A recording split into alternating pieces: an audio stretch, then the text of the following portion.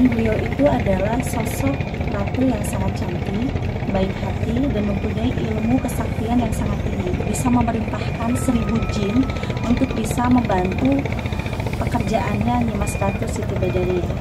Dan petilasannya itu tepat di pulau yang ada di belakang saya, di sini. Ya.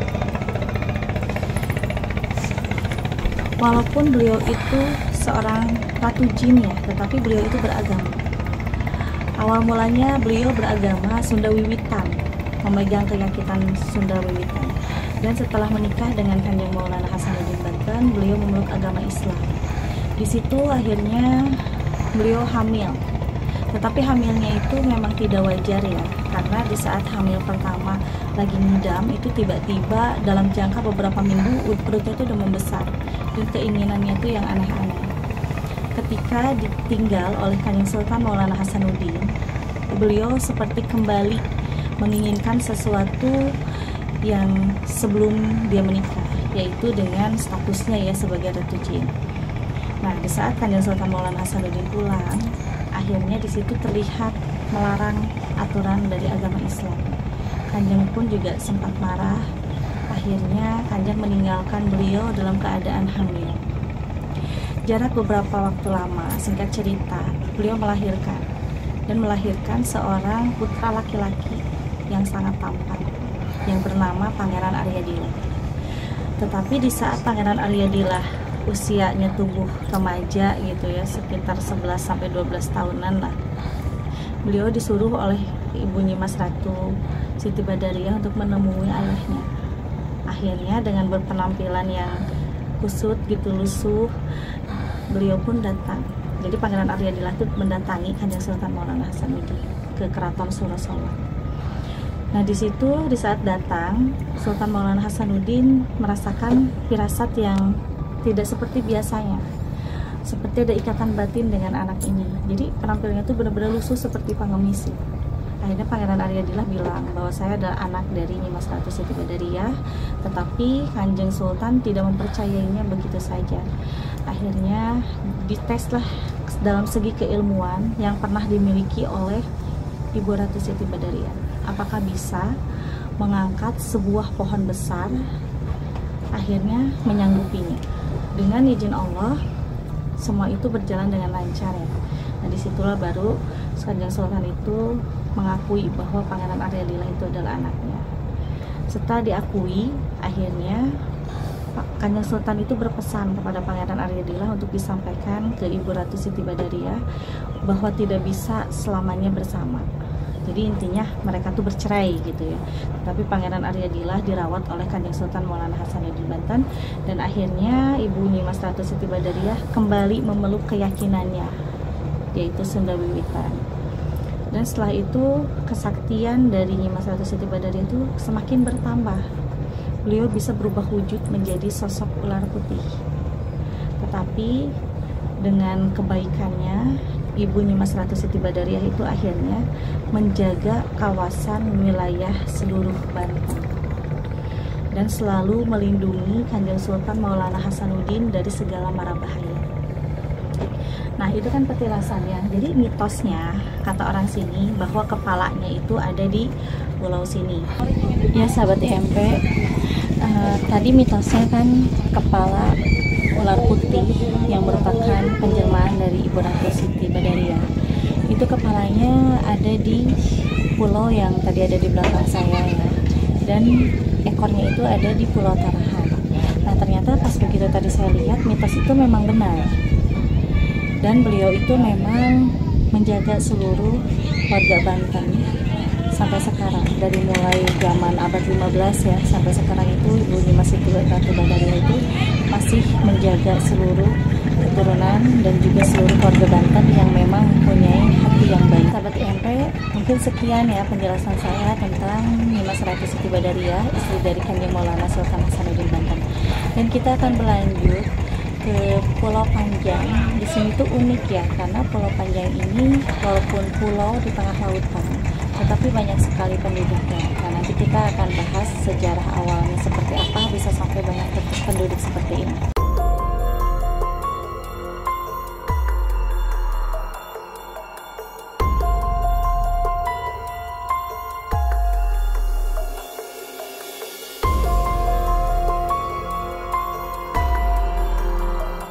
Ya sahabat IMP, alhamdulillah saya udah sampai ya di Pulau Panjang. Dan dari tadi pas turun tuh dari kapal laut kurang lebih sekitar 5 km ya.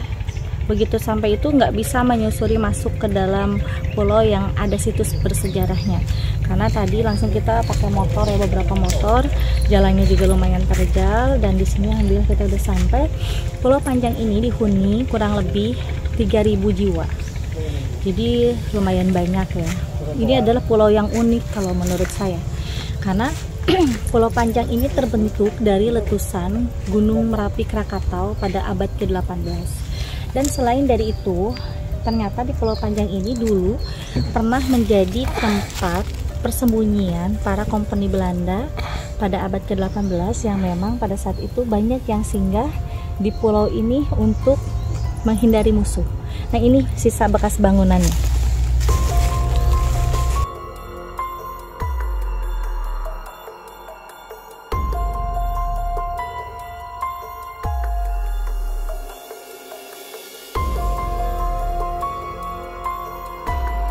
Ya sahabat IMP, inilah di belakang saya sisa bangunan bekas peninggalan kompeni Belanda yang pada abad ke-18. Dan di sini itu dulu pernah ada sumur kahuripan. Sumurnya itu letaknya ada di sana di depan ya. Mungkin saya tidak bisa ke sana karena memang jalannya agak terjal. Dan ini tuh dulu disebut dengan Pagedongan. Pagedongan itu adalah tempat tinggal. Tetapi faktanya pada saat itu para kompeni Belanda saat dikejar oleh musuh, ada beberapa bahkan lumayan banyak yang memang tinggal dan singgah di tempat ini. Tempat ini kenapa bisa sampai ditinggalkan oleh para kompeni Belanda? Karena pada saat itu datang bangsawan dari Kesultanan Banten yang bernama Syekh Muhammad Zakaria Ahmad. Beliau itu adalah asli bangsawan dari Kesultanan Banten yang ikut memberantas para kompeni Belanda atau penjajah yang pada saat itu memang bersembunyi di sini. Dan petilasan beliau pun juga ada. Tadi di saat saya jalan ternyata petilasannya itu ada di sebelah kiri saya. Nanti mungkin kita pulangnya akan ambil dulu ya tempat petilasannya beliau. Dan bisa dikatakan itu bukan hanya petilasan, tetapi makamnya beliau, karena pada saat itu beliau pun juga gugur ya saat melawan penjajah Belanda.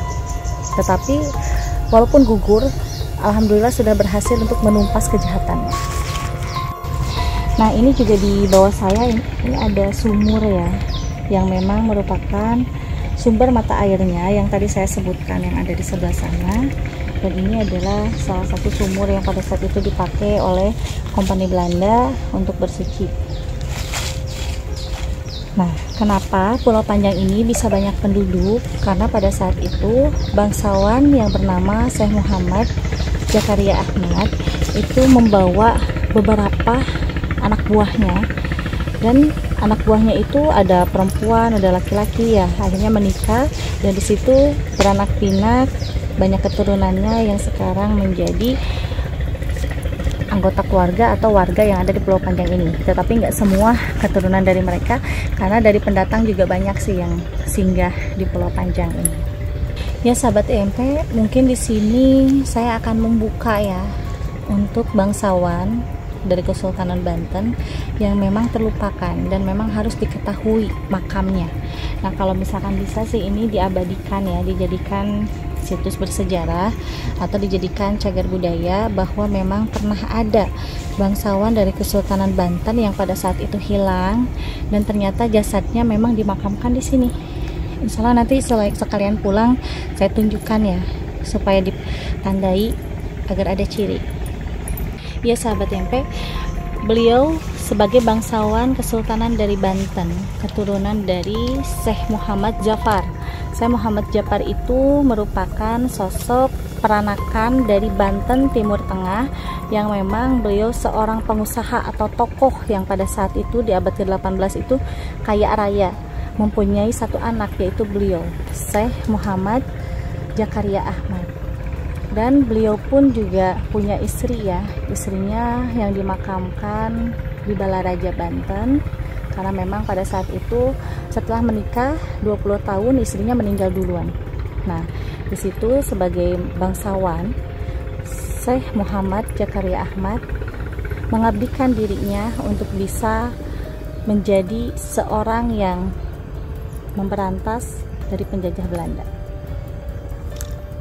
Jadi pemirsa, untuk Syekh Muhammad Jakaria Ahmad itu sangkut pautnya ada dengan Sultan Banten yang bernama Sultan Sapiuddin. Jadi pada abad ke-18 beliau itu membantu Sultan Sapiuddin untuk bisa memberantas Belanda pada saat Belanda itu memaksa kepada Sultan meminta pekerja untuk mengerjakan proyek pembangunan jalan Anyar Pandarukan. Tetapi karena Sultan itu memang menolak, tidak mau, karena banyak sekali pekerja paksa ya yang dijadikan oleh company Belanda tanpa dibayar. Jadi Sultan itu nggak mau, akhirnya Sultan memberontak, dan ini juga anak buahnya yang merupakan bangsawan gitu ya, Syekh Muhammad Jakaria Ahmad akhirnya membantu Sultan untuk bisa memberantas kekejian dan kejahatan penjajah Belanda. Ya sahabat TMP, insya Allah kita akan langsung menuju ke makam Syekh Muhammad Jakaria Ahmad.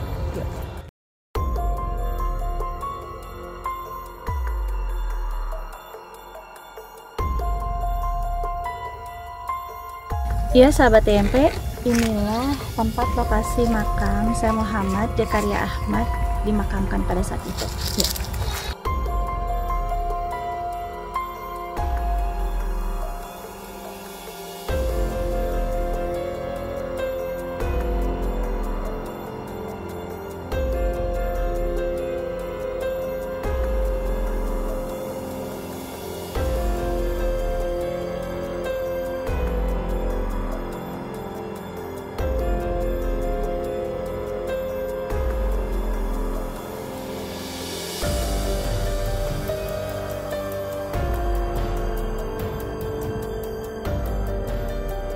Ya sahabat TMP, kalau di tahun 1900-an waktu itu masih ada ciri ya, tepatnya di sini.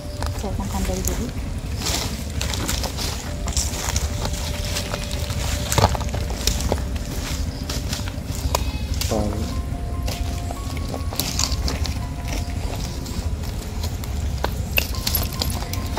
Nah, di sini dulu ada ciri kayak batu nisan yang memang itu dibuat pada 1884, karena beliau pada saat itu meninggal di tahun 1884 bulan November. Untuk tanggalnya saya belum tahu persis ya, cuman menurut sesuai petunjuk November 1884 beliau meninggal dunia. Untuk bagian kepalanya di sebelah sana, bagian kakinya di sebelah sana. Jadi sahabat TMP, untuk seluruh warga Banten, kita jangan sampai melupakan sejarah yang memang sudah digerus zaman ya. Di sini kita tetap harus mengingat jasa kebaikan para sesepuh atau leluhur dulu yang memang ikut memberantas penjajahan Belanda, yang sampai ini kita semua bisa merasakan hasilnya dari perjuangan leluhur-leluhur kita dulu.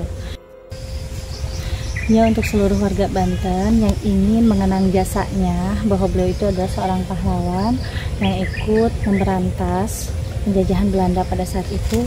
Jikalau ingin berziarah, mungkin bisa datang ke tempat ini, dan salah satu yang bisa dibuktikan untuk bisa meyakinkan semua bahwa di sini tuh memang ada jasad dari seorang pahlawan yang bernama Syekh Muhammad Jakaria Ahmad. Mungkin itu bisa secara dites sesuai forensik ya. Mungkin tim forensik bisa meneliti bahwa di sini tuh memang ada salah satu jasad yang memang itu adalah sosok pahlawan.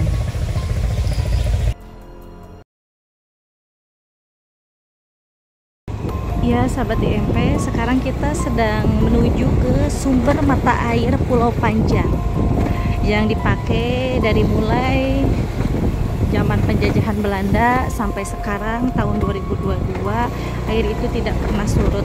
Dan ini kita udah berjalan sampai 3 km ya, tetapi belum nyampe ke tujuan. Dan ini jalannya subhanallah sungguh luar biasa, ekstrim banget. Ya sahabat TMP, terus ikutin ya, kita sampai ke tempat tujuannya, yaitu sumber mata air Pulau Panjang. Ya sahabat IMP, alhamdulillah ya, saya udah sampai ke tempat tujuannya, itu sumber mata air Pulau Panjang yang dipakai oleh masyarakat setempat. Yuk kita lihat.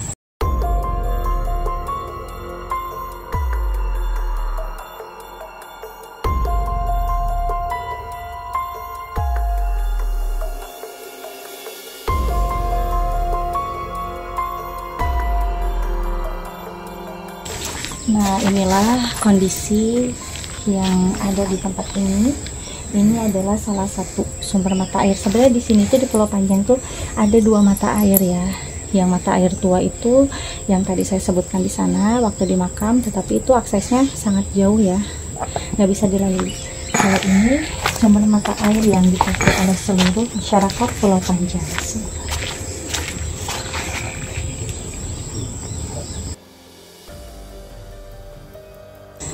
Iya sahabat TMP, sumber mata air ini tidak pernah kering dari dulu sampai sekarang.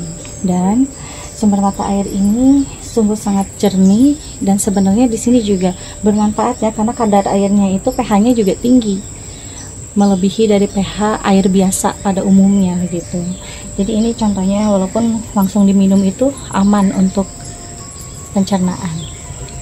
Ya sahabat IMP, mungkin cukup sekian ya penelusuran dari saya, dan saya pun juga pamit undur diri. Wassalamualaikum warahmatullahi wabarakatuh.